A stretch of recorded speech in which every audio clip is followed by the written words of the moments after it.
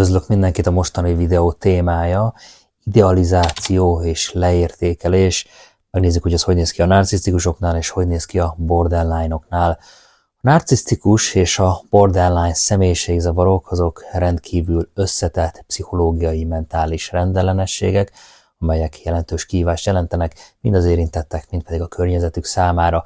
Két személyiségzavar közös jellemzője az idealizálás és a devalválás, a leértékelésnek a dinamikája, ám a mögöttes okok és a viselkedési minták, ezek viszont jelentősen eltérnek egymástól ennél a két személyiségzavarnál. Ebben a videóban részletesen megvizsgáljuk a narcisztikus és a borderline személyiségzavarok közötti különbségeket az idealizálás és a devalválás, a leértékelés szempontjából, és feltárjuk az ezek mögött meghúzódó pszichológiai mechanizmusokat. Narcisztikus személyiségzavar és az idealizálás, kezdjük a narcisztikusokkal. Mi ennek az egész idealizálásnak a háttere? Tehát először is a narcisztikusoknál ott van egy grandiózus énkép, tehát a narcisztikusok azok egy felfújt, grandiózus énképet tartanak fenn önmagukról, ez lenne a hamis én. Ez azt jelenti, hogy ők állandóan úgy gondolják, hogy ők rendkívül különlegesek, egyedülállóak, nagyon egyediek, jobbak mindenki másnál a Földön, tehát olyan földön túli entitásnak képzelik magukat. Azzal, hogy ezt gondolják magukról, segít nekik megerősíteni a saját önértékelésüket. Elmondható a narcisztikusokról, hogy ők egyfajta delúziós állapotban vannak. Ott van náluk a szükséglet az elismerésre, és természetesen az állandó figyelemre, tehát a narcisztikusok azok állandóan elismerésre, állandó figyelemre vágynak. Ez az elismerés szükséges számukra ahhoz, hogy fenntartsák az önmagukról alkotott pozitív énképet, a hamis ént. A narcisztikus azért is idealizálja a partnerét, hogy önmaga nagyszerűségét a partnere által még tovább erősítse. Tehát én vagyok a legjobb. Legjobbnak a legjobb jár. És ő is azért van velem, mert engem tart a legjobbnak. Tehát nagyszerű vagyok.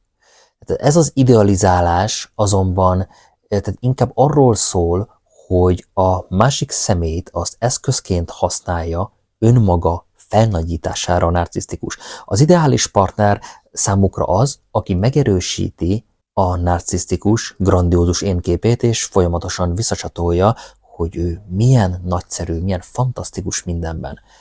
Devalválás, tehát leértékelés és kontroll. Ahogy megy előre a kapcsolat, a narcisztikus elméjében létrehozott eszményi kép a partneréről kezd szétesni, mert látja az idő előre haladtával a partnere valós személyiségét. Az idealizált eszményi kép a fejében a partneréről, az csak egy illúzió. Az nem a valóság. Tehát mi az, amit itt csinál? Teleaggatja a partnerét mindenféle nem létező tulajdonsággal, tehát feldíszíti, mint egy karácsonyfát. Minden olyan dologgal, ami valójában nincs is meg ebben a partnerben, nem is létezik. Ez a narcisztikus eszményi képe a fejében, a partneréről, mint egy karácsonyfa. Viszont a valóságban nem ezt látja a partneréről, hanem eltér a két kép, eltér az eszményi kép, meg eltér, amit a valóságban lát. Ezt nem tudja a narcisztikus összeegyeztetni, és a partner hibáztatása és a leértékelése révén próbálja visszaállítani a saját önértékelését és kontrollját a helyzet felett. A devalválás, tehát a leértékelés az egy védekező mechanizmus, amely segít megvédeni az én képüket a sérüléstől. Hogy ő nem tévedett, hogy a partnere a hibás, hogy ő megváltozott, holott a valóságban abszolút semmi ilyenről nincsen szó. Arról van szó, hogy a narcisztikusnak nincs valódi kapcsolata valós személyekkel, csak belső képekkel kommunikál egy narcisztikus. Nincs kapcsolata a partnere valódi személyéhez. Tehát képzeljük el, hogy egy narcisztikus elkezd egy új kapcsolatot. Eleinte a partnerét rendkívül vonzónak, sikeresnek, tökéletesnek látja. Tehát ráaggat ilyenkor mindenfajta olyan tulajdonságot, amivel valójában nem rendelkezik a partner. Az idealizálás az ebben az esetben arra szolgál, hogy növelje a narcisztikus saját önértékelését, hogy ő milyen nagyszerű, hogy ő milyen fantasztikus. Azonban, ha a partner valami olyat tesz, ami megingatja ezt az ideális énképet, amit a narcisztikus önmagáról fenntart, például mondjuk a partnere megfogalmaz egy kritikát, vagy már nem biztosít mondjuk annyi figyelmet, és amúgy is, ahogy a kapcsolat megy előre, nem tudja a narcisztikus az eszményi képet és a partnere valós személye közti képet összeegyeztetni, hát akkor ilyenkor a narcisztikus nagyon gyorsan átfordulhat egy másik epizódba, tehát rögtön elkezdi leértékelni a partnerét. Tehát ez a gyors váltás, az idealizálás és a leértékelés között ez nagyon jellemző a narcisztikus személyiségzavarra, és természetesen ez instabil kapcsolathoz vezet. A narcisztikus az nagyon nehezen viseli, ha valaki az ő saját fantasztikus énjét, tehát a hamis ént megsérti.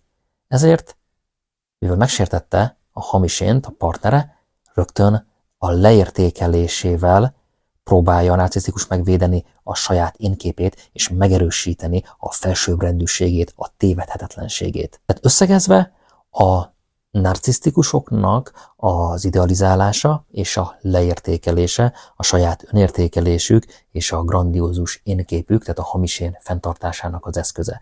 Az idealizálás során olyan tulajdonságokat tulajdonít ilyenkor másoknak a narcisztikus, amivel ezek a személyek, ezek valójában nem rendelkeznek, és természetesen amelyek megerősítik a saját nagyszerűségük érzését. Amikor ez viszont veszélybe kerül, mert a partnerrel megkérdőjelezi valamiben, vagy mint már elmondtam, egyszerűen csak megy a kapcsolat előre, és van egy óriási eltérés az eszményi kép, amit az elméjében létrehozott, és a valós kép között a partneréről, akkor gyorsan leértékelődik ez a személy, hogy a narcisztikus az megőrizze a saját önértékelését, a nagyszerűségét, és természetesen a kontrollját a helyzet felett, hogy neki ebben semmi felelőssége nincs, neki ebben semmi felelőssége nem volt, csak a partner az, aki a hibás lehetett, mert ő megváltozott, ő már nem az az ember, akit a kapcsolat elején megismert. Tehát itt arról van szó, hogy a narcisztikus nem kommunikál a partnere valós személyével, hanem csak és kizárólag belső képekkel kommunikál.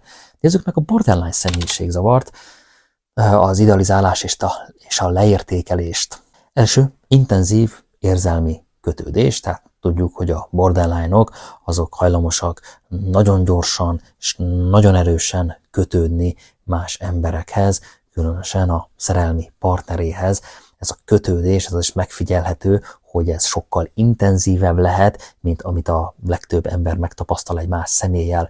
Tehát idealizálja a borderline a párját, és azt gondolja, hogy majd most minden más lesz, ezzel a kapcsolattal megoldódik majd minden gondja. Tehát megfigyelhető, hogy ilyenkor mindenkinek dicsekszik a párjával, hogy az ő párja a legjobb a földön, milyen tökéletes, megtalálta az igazit, megtalálta a másik felét, megtalálta a lelkitársát, megtalálta az ikerlángot. Tehát ilyenkor a borderline a fellegekben jár. Mondhatni, hogy nem szorong ebben a szakaszban, az idealizálás szakaszában. Tehát azt gondolja, hogy végre tényleg minden a helyére kerül az életében. Menjünk a következő lépésre. 2. pont. Félelem az elhagyatottságtól. A borderline személyek, mint tudjuk, az egyik legnagyobb félelmük, hogy elhagyják őket.